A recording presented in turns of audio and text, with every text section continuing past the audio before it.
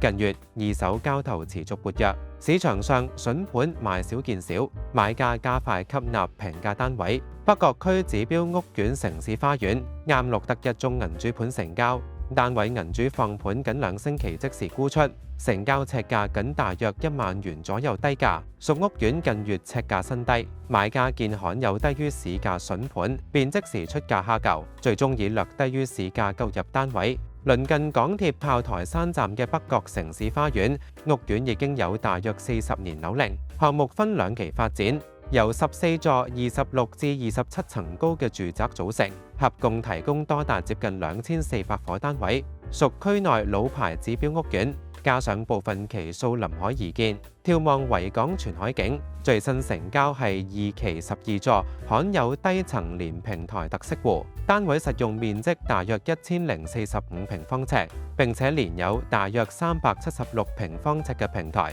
屬3房連主人套房設計，望向東面遠景。新近獲買家以1070萬元承接，實用尺價10239元。單位於2星期之前先至以1200萬元放售，最終減價130萬元成交，減幅大約逾10%。原業主早於2004年11月以534萬元低價購入單位，21年間大幅升值1倍。不過由於業主期間曾經加按，現時以銀主身份出售。想知道更多成交消息，記得訂閱我哋頻道，撳埋個鐘仔，只要有新片你就立即收到通知。我哋下條片再見啦，拜拜。